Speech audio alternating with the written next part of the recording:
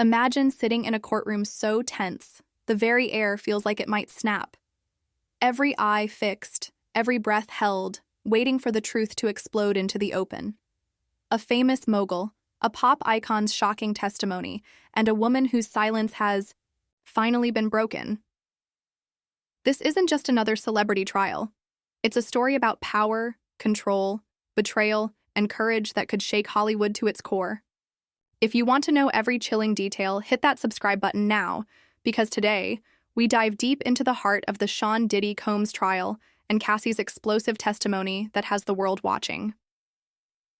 The courtroom was electric with tension as day 2 of the trial began. The air was thick and heavy, like the oppressive calm before a violent storm, suffocating in its intensity.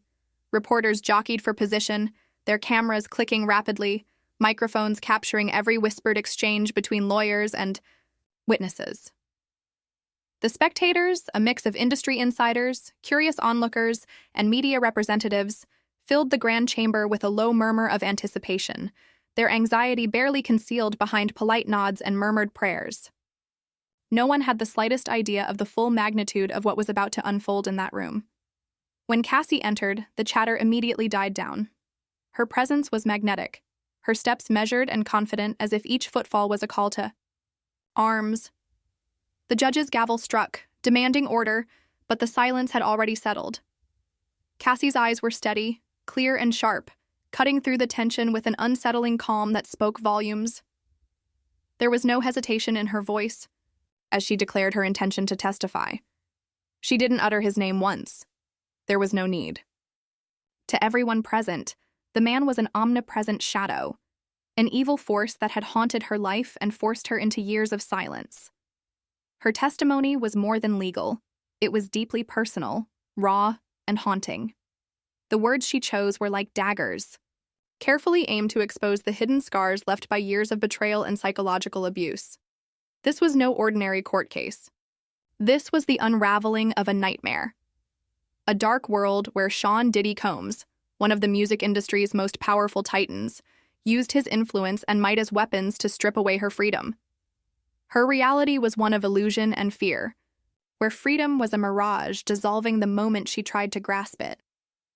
Loyalty wasn't a bond, it was a transaction, bought and sold in a kingdom ruled by power and intimidation. Behind every friendly smile, she revealed, lurked betrayal and control. As she spoke, the courtroom seemed to shrink under the weight of her story. The people present shifted uneasily, eyes flickering between the witness stand and the accused. The air was thick with disbelief and horror. Then, unexpectedly, the courtroom buzzed with a name that sent a shockwave through everyone: Justin Bieber. The pop superstar's public support for Cassie had just dropped like a bombshell, exploding into headlines around the world. Bieber wasn't just a distant observer. He was a first-hand witness to the darker, hidden side of the music business, a world where power was wielded with iron fists behind velvet curtains. As news of Bieber's testimony spread like wildfire, the careful, calm facade Diddy had crafted, for years began to crack. His usual stoic demeanor, calm, collected, untouchable, dissolved into visible agitation. His fists clenched and unclenched on the polished courtroom table, his jaw tightening as his eyes darted anxiously, searching for an escape from the mounting storm around him. Security guards trained to spot trouble before it erupted moved closer, alert to the tension coiling inside the mogul. Then, suddenly, the room exploded. Diddy slammed his hand down with a deafening crack that silenced every whisper and camera shutter. His voice boomed with rage and betrayal, shouting about loyalty stabbed in the back by a kid he had helped. The judge quickly called a recess, the entire courtroom still trembling from the outburst. Behind the scenes, Bieber's testimony was nothing short of seismic. He recounted chilling details from a party in 2015, a night that exposed a side of Diddy few had dared to speak about publicly. Bieber painted a vivid, disturbing picture of a man whose need for control over Cassie was ruthless and absolute. He described how Diddy grabbed Cassie's arm harshly, silenced her during interviews, and dictated every move she made, turning her into a puppet on strings. Bieber's heartfelt apology for not speaking out sooner struck a chord with the public, shining a harsh light on the culture of silence that had allowed Diddy's abusive behavior to go unchecked for so long. This moment of bravery changed everything. It cracked open the door for others to come forward. The trial itself was a study in stark contrasts. On one side stood Diddy, flanked by an army of security and legal experts, every gesture scrutinized and controlled like a grand chess master guarding his king. His meticulously constructed image of power and invincibility started to unravel under the relentless glare of public and legal scrutiny. On the other side, Cassie stood quietly resolute. Her simple black dress, humble and unpretentious, was a poignant counterpoint to the extravagance surrounding the mogul. No longer just a headline figure, she was reclaiming her voice and her narrative. As the hours dragged on, Diddy's restlessness grew obvious. His phone, once a symbol of connection and power, became his torment. Unable to resist, he checked it repeatedly, each glance darkening his mood further until his lawyers confiscated it in an attempt to keep him focused and calm. The prosecution exchanged knowing looks, aware that the trial was teetering on the brink of a dramatic turn. And then the courtroom phones lit up simultaneously. Bieber's detailed social media post went viral in seconds, a message so raw and personal it shocked even the most hardened observers. His words aligned perfectly with Cassie's testimony, connecting dots that had remained fuzzy and unresolved, until that moment. This public confirmation of the hidden truths inside the courtroom sent waves far beyond those walls. After the recess, Cassie returned to the stand with renewed determination. Her testimony was sharper, even more devastating. She presented new evidence, texts from Diddy demanding her whereabouts at all times, forbidding any contact with Bieber, threatening punishment if she defied his control. She described security footage showing Diddy forcibly removing her from conversations with other artists, a grim reminder of his iron-fisted grip on her life. Her voice, steady but charged with the pain of years trapped under his dominance, gave the courtroom a glimpse of the emotional cost behind the headlines. Before the judge, Diddy's composure crumbled. His whispered, frantic exchanges with his lawyers were a stark contrast to the confidence he once exuded. The mighty mogul was reduced to a man haunted and cornered by the unrelenting truth now laid bare. The judge's stern gaze kept him in check, but the tension in the room was electric. This was no longer a mere legal battle. It was a reckoning, a moment poised to redefine power and accountability in Hollywood's glittering halls. Meanwhile, whispers of Jay-Z's involvement in a related civil case added new layers of scandal and intrigue. These revelations deepened the industry's dark web of secrets, an ecosystem of control and complicity that many had desperately tried to keep hidden for decades. This trial was more than just the fall of one man. It was a seismic shift exposing a culture of abuse and control that had thrived in silence for too long. The public, energized by Bieber's courageous stance and Cassie's unyielding truth, began to see cracks in the once untouchable facade of the music industry. Fans who had once been dazzled by the glamour now saw the shadows lurking beneath. People were listening. The long overdue demand for justice and systemic reform was no longer a whisper, but a roar echoing through the corridors of power. The ripple effects of this trial promised to shake Hollywood to its very foundations, forcing a confrontation with the shadows cast for far too long. This courtroom, once a mere arena for legal combat, had transformed into a crucible where truth, courage, and justice collided. Silence was shattered and voices rose to challenge the status quo. Everyone watching knew this was just the beginning of a revolution, one that could finally change everything. If you found this breakdown insightful and want to stay updated on every dramatic development, hit the subscribe button and ring the bell to never miss a moment of this unfolding story. Your support means everything as we follow this historic trial together. Thank you so much for reading and being part of this conversation about power, truth, and justice. Stay strong, stay informed, and I'll see you in the next update.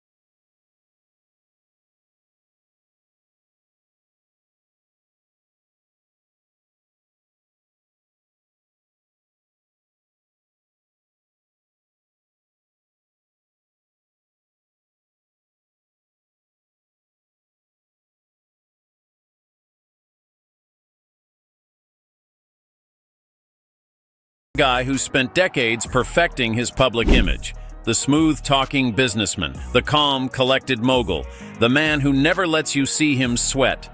But as Cassie's testimony reached its most damaging points, that carefully maintained mask started slipping. Court reporters who've covered hundreds of celebrity cases said they'd never seen anything like it. Diddy literally transformed before their eyes, from the confident industry titan who walked in that morning to a man who looked cornered and desperate as the afternoon wore on. With each new allegation Cassie made, he seemed to physically shrink in his chair. His legal team was working overtime. I heard from someone who was sitting right behind them that Diddy's main attorney kept putting his hand on Diddy's arm, trying to calm him down. At one point, one of the lawyers actually passed him a note that reportedly said "Stay calm" in all capital letters, but it wasn't working. Things got so bad that Diddy slammed his hand down on the table when Cassie described an incident at his Hampton house. He hit it so hard that the sound echoed through the courtroom. The judge immediately stopped proceedings and warned him, "Mr. Combs, if you can't control yourself, I will have you removed from this courtroom." For a moment, it looked like he might actually get thrown out of his own trial. Throughout Cassie's testimony, witnesses saw Diddy constantly shaking his head and mouthing, "That's not true," whenever she described something particularly damaging.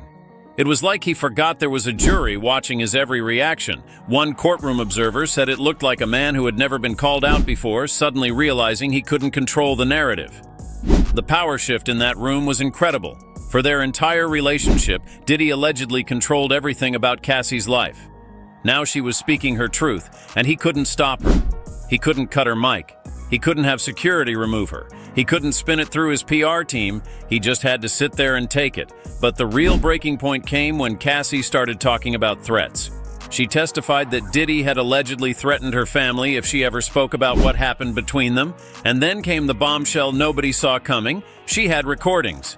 Actual audio recordings of his voice making these threats that her lawyer played for the court. That's when Diddy completely lost it. He shot up from his chair and shouted directly at Cassie, "You know that's not how it happened." His legal team physically grabbed him, trying to pull him back into his seat.